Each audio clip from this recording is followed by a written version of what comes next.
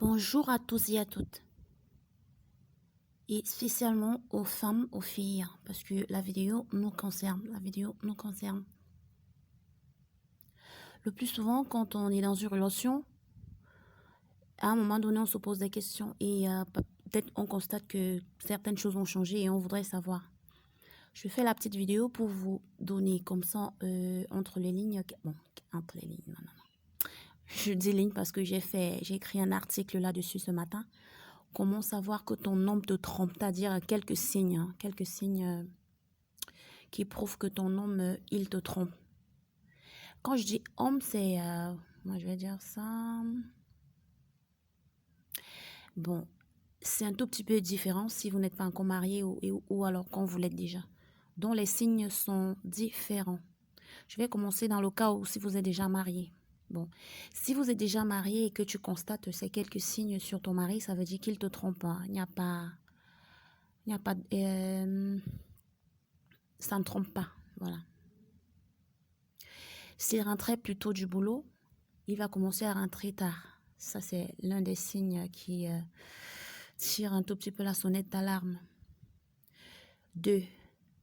Les réunions qui prenaient peut-être 2 heures de temps vont commencer à prendre 4 heures. C'est-à-dire que toi, tu t'attends à ce que la réunion va finir vers les 4 heures du soir et que monsieur débarque à la maison dans les 6 heures du soir. Ça veut dire que il a été quelque part. Voilà. C'est vrai que c'est pas toujours ça, mais le plus souvent, c'est ça. Voilà. Les missions se multiplient. C'est-à-dire que on a été en mission ce lundi.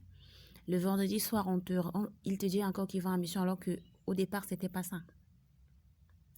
Bon. Un autre signe, tu n'arrives plus à le joindre. C'est-à-dire, quand il sort de la maison, tu n'arrives plus du tout à le joindre quand il, soi-disant, va au travail. Alors qu'avant, tu parvenais à le joindre. Donc, si tu n'arrives plus à le joindre, il y a un certain moment, c'est qu'il y a quelque chose qui se passe. Hein. Voilà. Autre signe, il est tout le temps collé à son portable. Il est tellement collé au téléphone au point d'aller dans la salle de bain avec ça, toujours l'avoir dans son Bermuda. Il veut même plus poser le téléphone comme au départ. C'est-à-dire que même quand il va se doucher, il va poser son téléphone. Il va entrer dans la salle de bain avec. Voilà. Et un autre signe, il devient de plus en plus élégant. C'est-à-dire que la petite barbe qu'il avait, la petite barbe de 3 jours qui lui allait si bien, il commence à s'en débarrasser. Il veut même plus qu'un seul poil se dresse là sur son menton. Donc, il enlève. C'est un autre signe qu'il a rencontré quelqu'un et qu'il voudrait être impeccable.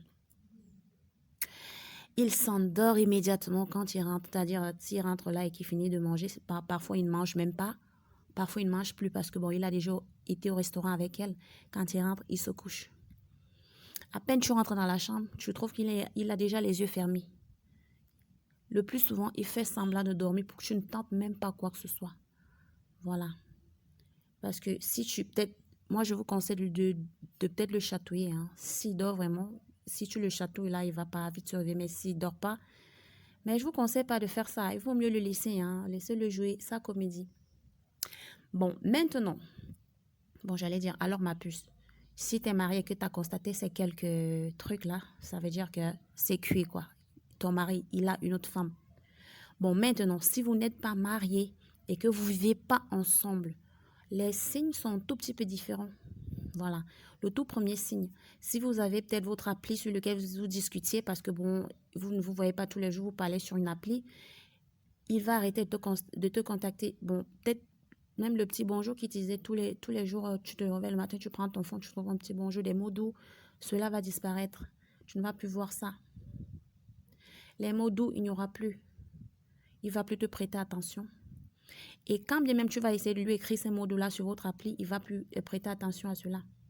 Il va commencer à te mépriser. Je veux dire, t'écrire des trucs vraiment, des trucs qu'il n'écrivait pas avant. Il va commencer à t'appeler matérialiste, alors que peut-être c'est lui qui t'avait dit que quand tu as besoin de quelque chose, tu lui demandes, il va acheter. Quand tu vas essayer, quand tu vas retenter, il va t'appeler matérialiste. Alors qu'entre-temps, monsieur dépense des sommes exorbitantes pour sa pouffe là. C'est terrible. il va commencer à s'empresser de se déconnecter. C'est-à-dire que quand vous êtes en train de causer, il va créer un prétexte. Voilà, il va se déconnecter, il va trouver quelque chose pour se déconnecter rapidement et partir. Et quand peut-être sa nouvelle copine est peut-être sur le même appli que vous utilisez, il va te dire quelque chose comme quoi ma batterie, elle est en train de se décharger, je dois partir, ma batterie, elle se décharge. Mais je t'assure que si tu fais semblant de partir et que tu reviens après, tu vas trouver le bon monsieur sur l'appli connecté. Mais tu vas te dire, mais bon, c'est pas ta batterie là qui... Comment ça... Bon, tu vas te dire que comment une batterie qui était sur le point de s'éteindre peut encore faire fonctionner un téléphone. C'est parce que le bon monsieur est sur l'appli avec sa pouffe. C'est terrible.